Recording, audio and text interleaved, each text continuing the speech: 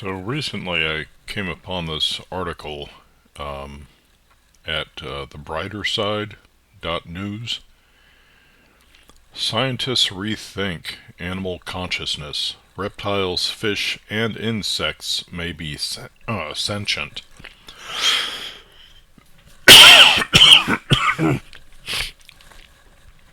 Reptiles, fish, and insects were seen as simple creatures that reacted purely on instinct, but today that view is quickly changing. In the past, many scientists believed that only mammals and birds could feel or think in complex ways. Reptiles, fish, and insects were seen as simple creatures that reacted purely on instinct. But today that view is quickly changing. New studies suggest that a wider range of animals, may have inner lives filled with experiences, memories, and even emotions. From bees playing with wooden balls to octopuses avoiding pain, animals once thought to be robotic or showing signs of deeper mental activity. These findings are shifting how researchers think about consciousness in the animal kingdom. The New York Declaration changes everything. In a major moment for animal science, nearly 40 researchers came together to sign the New York Declaration on Animal Consciousness. This statement strongly supports the idea that mammals and birds are conscious beings, but it goes even further, stating there is a realistic chance that all vertebrates, including reptiles, amphibians, and fish, are conscious too. The Declaration doesn't stop at animals with backbones. It also includes insects, crabs, lobsters, squid, cuttlefish, and octopuses. These animals, known as invertebrates, were once considered too primitive to feel anything, but now that assumption is being challenged. Jonathan Birch, a philosophy professor at the London School of Economics, was one of the signers. He said the shift is transformative and reflects how scientists are more open than ever to the idea that animals, even tiny ones like bees, might experience the world in a personal way. Behavior points to a deeper mind. Dr. Anna Wilkinson, a behavioral biologist at the University of Lincoln, has studied reptiles for years. People used to think that reptiles were just reactive, like living robots, she said, but we found compelling evidence that they can learn, remember, and even solve problems. Her work, along with that of many others, has helped reshape the field of animal behavior. One well-known example is the red-footed tortoise. Scientists trained these tortoises to complete a maze. Not only did they learn how to get to the reward, but they also remembered the solution months later. Even when the maze changed, they adjusted their strategy, a clear sign of flexible thinking. Bearded dragons have also shown surprising skills. In one experiment, they watched other lizards perform a task and learned how to do it themselves. This kind of learning by watching others was once thought to be limited to mammals and birds. And so forth. It goes on. Scientific roots and modern breakthroughs. Let's see. Shifting laws and ethical choices. Anyway, so you can read the whole article. We get the basic gist of what they're getting at, right? So the thing is, I've long been of this suspicion because of what's in the Bible, surprisingly. Because a lot of both, I think, Jewish and Christian thinking on animals is that they just react on instinct, and they're not on the level of humans, you know. While pet owners are often of a different opinion, and they usually ascribe at least emotions and sometimes cognitive abilities and thought to their pets. But so the passage, by the way, this article sharing this information is by a Joseph Shavit. That sounds like a Hebrew name. So the passage I'm talking about is Numbers chapter 22, where I believe it's Balaam. Yeah, he's blocked on the road by an angel, and he's riding his ass, and so the ass turned aside out of the road and went into the field, and Balaam struck the ass to turn her into the road. And then the angel of the Creator stood in a narrow path between the vineyards with a wall on either side. And when the ass saw the angel of the Creator, she pushed against the wall and pressed Balaam's foot against the wall, so he struck her again. Then the angel of the Creator went ahead and stood in a narrow place where there was no way to turn either to the right or to the left. When wow. That basically, narrow place, stood in a narrow place. Let me see what that says there. That basically says that the narrow way is one where there's no real way to turn either to the right or to the left, which is like descriptive of Torah. So went and stood in a narrow place. So that word, it's not derech, so it's not path. Yeah, it's translated place 391 times. But it certainly reminds me of the narrow way of, or the straight gate or narrow gate of Matthew chapter 7. And it's interesting that it's talking about that this term is used in this passage where we're dealing with a so-called false prophet. And in Judaism, they teach that Balaam was actually one of the greatest prophets. It's just that I think this may not be precise, but I think they just basically say that his problem was that he just didn't have, the right alignment with the Creator, and maybe the right attitude towards the children of Israel. Like his prophecy about the children of Israel, I think there may actually have been more than one. I'd have to read it again, but it was actually a very positive prophecy about the children of Israel. But like Balaam didn't really want to bless Israel. So, like, I guess you could say his heart wasn't right. But anyway, so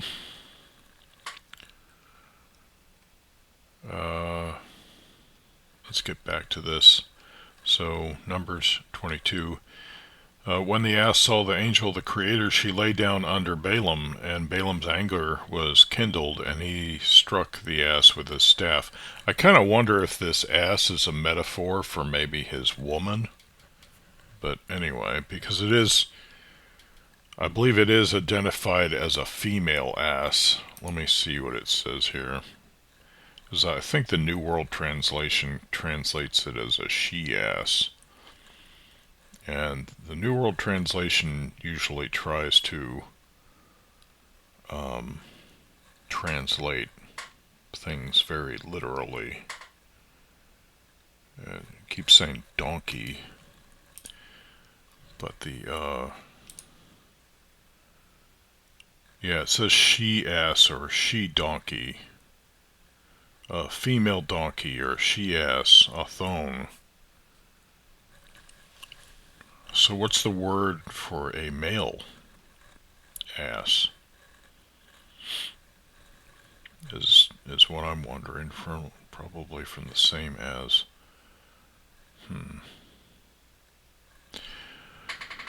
So, yeah, back to the passage. So, then, and then this is the passage that's always struck me. It says, "Then the Creator opened the mouth of the ass, and she said to Balaam, 'What have I done to you that you have struck me these 3 times?'" So now you might think, well, that's the angel or the messenger of the Creator putting those words into the ass's mouth like a ventriloquist puppet, right? But it seems to me that the ass is expressing its personal history with Balaam. And Balaam said to the ass, and Balaam then doesn't freak out and say, why is my donkey talking? You know, he just he just jumps immediately into a conversation with the donkey and says, "And Balaam said to the ass, 'Because you have made sport of me, I wish I had a sword in my hand, for then I would kill you.' And the ass said to Balaam, 'Am I not your ass upon which you have ridden all your life long to this day? Was I ever accustomed to do so to you?' And he said, 'No.'" So it's like the animal is actually revealing their personal history. So then I thought to myself, wow, did Balaam really ride this same donkey all his life? Because I'm not sure how old Balaam is at this time, or Balaam, I believe it's pronounced in Hebrew. So I looked it up. The lifespan of a donkey, also known as an ass, typically ranges from 25 to 40 years. They can potentially live even longer, with some reaching 47 years or more if they're in captivity. However, wild donkeys often face challenges like parasites and infections, which can shorten their lifespan. So it sounds like it's possible that he could have rode the same donkey all his life. So then it says, "The Creator opened the eyes of Balaam, and he saw the angel of the Creator standing in the way with his drawn sword in his hand, and he bowed his head and fell on his face. Then the angel of the Creator said to him, 'Why have you struck your ass these 3 times?'" The same words that the ass says, basically. "Behold, I have come to withstand you, because your way is perverse before me. And the ass saw me and turned aside before me these 3 times. And if she had not turned aside from me, surely just now I would have slain you and let her live." Then Balaam said to the Creator, angel of the Creator, "I have sinned, for I did not know that you did stand in the road against me. Now therefore, if it is evil in thy sight, I will go back again." So then the angel of the Creator said to Balaam, "Go with the men, but only the word which I bid you that you shall speak." So Balaam went on with the princes of Balak. So that, I guess there's nothing there. He doesn't go back and said, I just talked to my donkey. So I don't know. Maybe Balaam spoke donkey so that it was not out of the ordinary to have a conversation with his donkey. But that's the kind of crazy thing about this story, is it's like, oh yeah, okay, when a donkey's talking all of a sudden, that's not out of the ordinary. So, but it says that the Creator opened the mouth of the ass, as if the mouth of this animal wasn't able to communicate before. It doesn't say that the Creator put words in the mouth of the ass. It says he basically enabled the ass to speak the same language as Balaam so that he could understand it. So, but as for the psychology of the story, at least from the ass's perspective, if it's appropriate to call it psychology, I don't know. Do you call the the study of an animal's mind psychology? Is that the proper term for it? Is that the ass had this history with Balaam, and he was able to talk about it because the Creator opened his mouth. So that suggests a level of sentience in that donkey. Now, the donkey is not a kosher animal, right? So there's no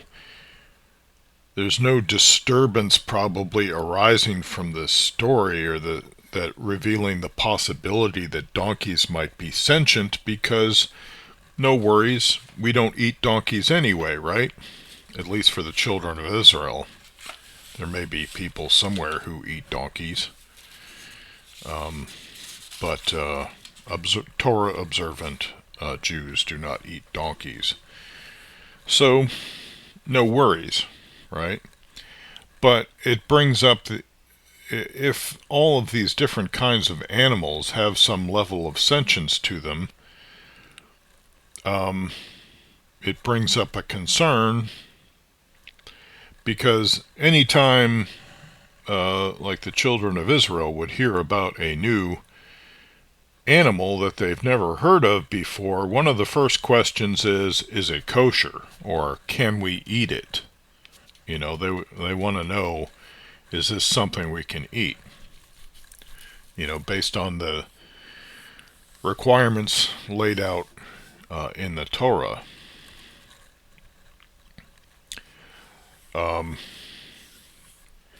But when you start to consider, well, maybe these animals are actually sentient, now what's introduced, although it was probably already a factor in Jewish law, is the question, are we being cruel by slaughtering these animals and eating them? Or is our method of slaughtering them humane, or is it cruel? And this is kind of the probably part of the, or one of the arguments of an activist like Ivana Lynch, who I believe is a strict vegan or vegetarian or something, and doesn't eat animals, and has, you know, been an activist against the eating of animals, probably for the reason that it's, you know, she sees it to be cruel.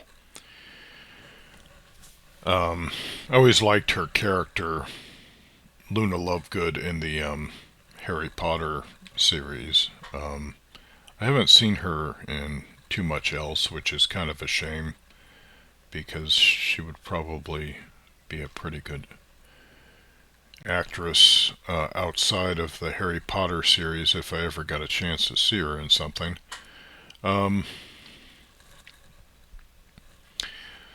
So, you know, this is the argument of many vegans, is that, you know, if these animals are sentient, or they have feelings and emotions, or they feel pain, then slaughtering them and eating them is an act of cruelty. And so we hold ourselves to these standards.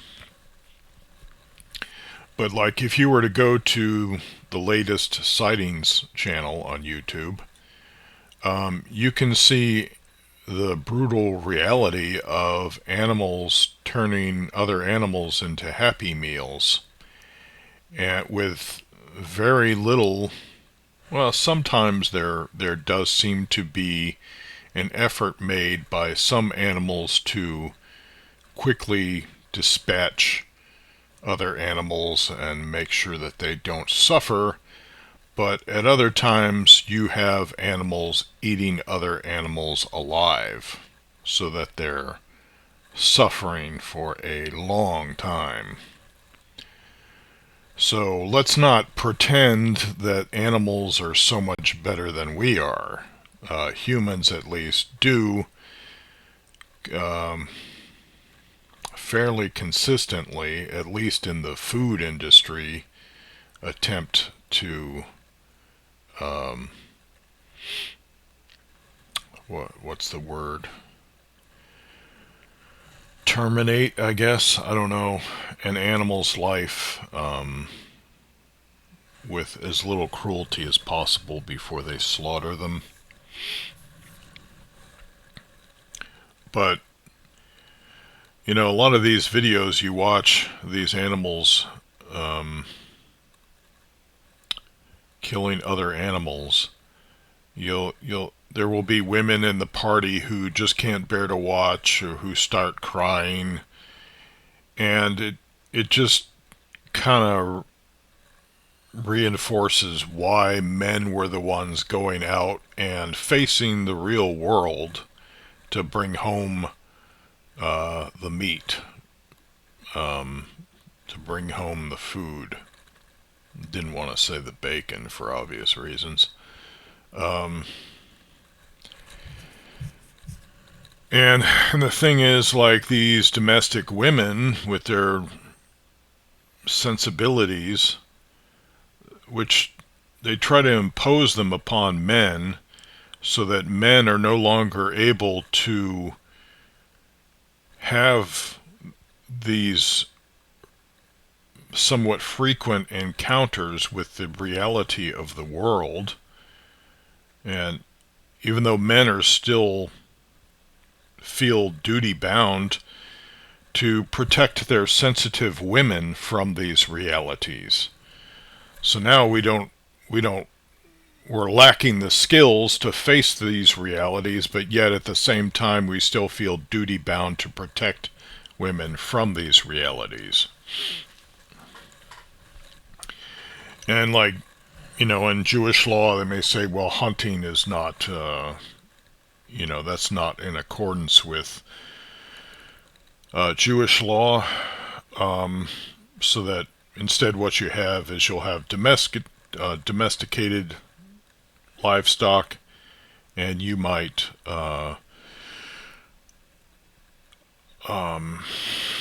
humanely terminate the life of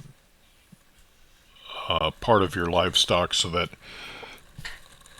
you can then slaughter them for food. And that was seen as a more humane way to do it, because then during the course of the animal's life, while you're caring for it, it's experiencing a better life than it would in the wild. Granted, it's not free, and so many cry, oh, but the animal isn't free. But then here you see the reality of an animal being free and what it has to contend with. You see animals like antelopes and zebra are almost completely defenseless against some of the predatory animals in the wild, so that it just doesn't seem fair at all. But this reminds me of a story that I read in school when I think I was in first grade, called something like Everybody Eats Everybody on Sunday's Planet.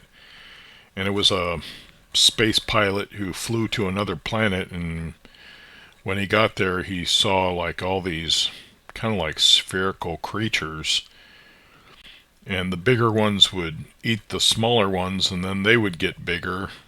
The smaller ones would eat even smaller ones, and they would get bigger. And it was just like this constant cycle of feeding going on.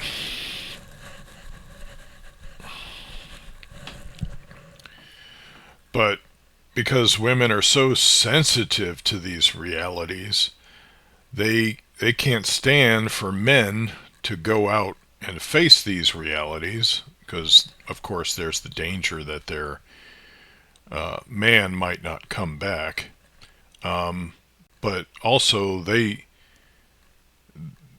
they're just so avoidant of them, but that they want to even impose their sensitivities upon men who really need to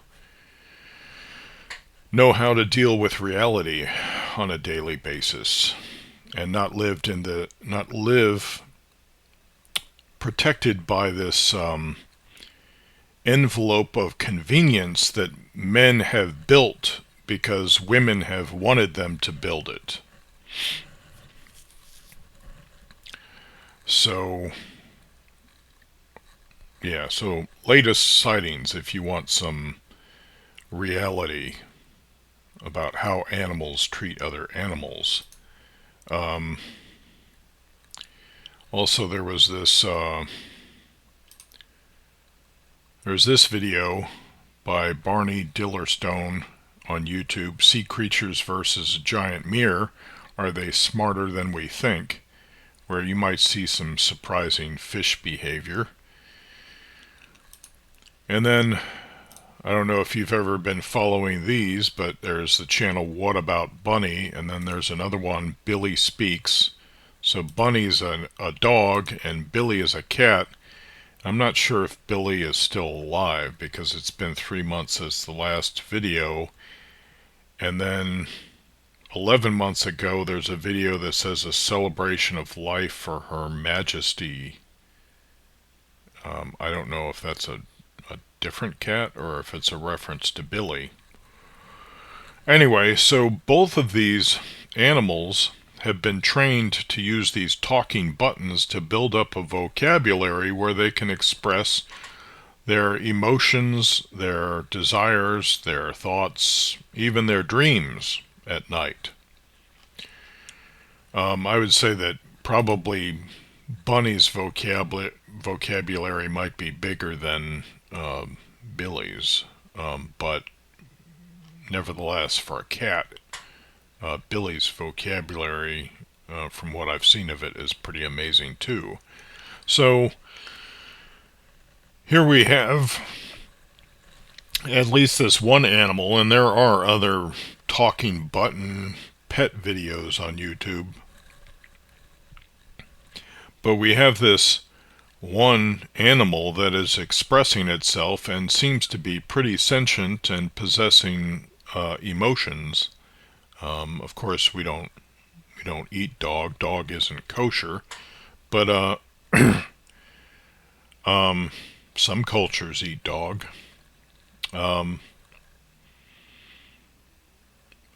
So it makes you think. Personally, I like eating meat, but I have at times followed, not recently, but in the past followed a fairly vegetarian lifestyle. I think I would eat fish, but I wouldn't eat any other kind of meat. And so I kind of, got a feel for the practicalities of the lifestyle. So, I mean, it's something that's doable if you have to, and one wonders whether these revelations about the sentience of animals might lead to a different perspective. But I think I've heard a rabbi say that it wouldn't even matter because the Torah's commandments just don't change.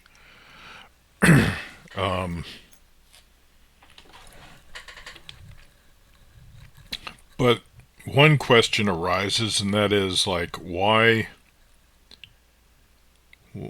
would anything change when we've got people of the same color and practically the same, or almost the same heritage, killing each other in Russia and Ukraine, and of course, there's people blowing other people away in Iran and Israel and Gaza, and and we know, there's reasons and justifications, but at the end of the day, it's humans killing humans, and even if maybe they behave like animals, but it's clear that we don't seem to have any reservations about killing other humans in sometimes cruel ways when we feel like we have a justification for it. So why would animals get treated any better? What, because they're cuter than humans? I don't know that it's going to afford them some better rights, when humans can be so inhuman to each other. Even though we're sentient and in possession of emotions and feelings and we feel pain, etc. So, if we discover that these animals are sentient, it might not change anything, is what I'm saying. But I did want to point out that Numbers chapter 22 verse 28 seems to say that yes, at least donkeys are sentient. That all that was there is a language barrier, and the Creator opened the mouth of the ass so that it could break the language barrier. So that's kind of surprising when you might read this passage and think, is this some kind of joke?